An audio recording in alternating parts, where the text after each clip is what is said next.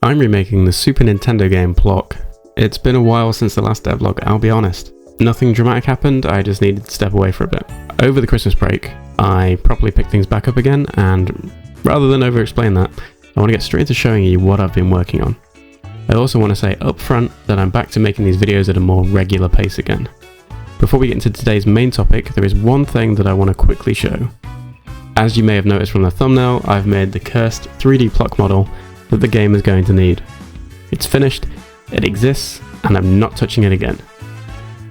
The original game had one, and now, unfortunately, so does mine. It's not really a model that should be rigged, but I rigged it anyway.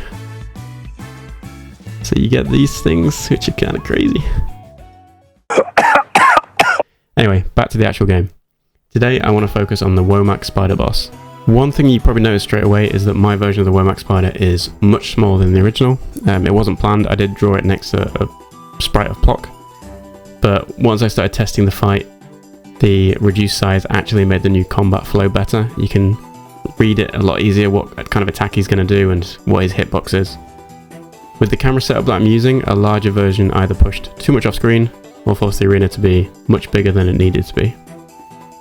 One of the most common bits of feedback I get overall is about the camera being too zoomed out, and a lot of that comes from balancing visibility in widescreen. As you know, the original game was 4:3, so you can naturally see more.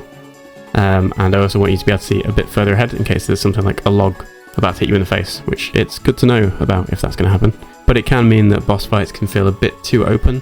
I got a bit of that impression with the Bob and Brothers fight that I did originally.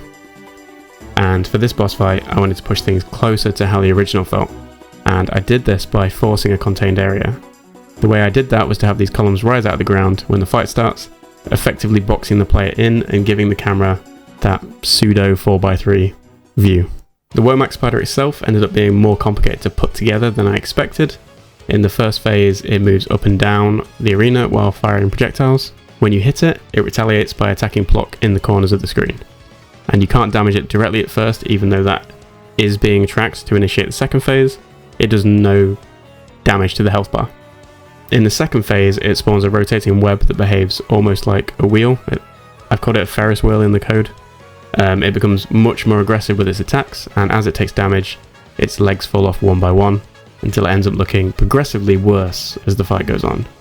One detail that I'm particularly happy with is that the spider's eyes track Plok during the fight, just as it did in the original.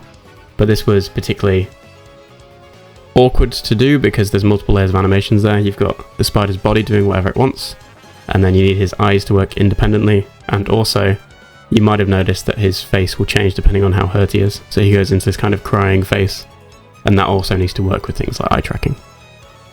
Anyway, here's the full fight playing out in game, and thank you for watching, and I'll see you next time.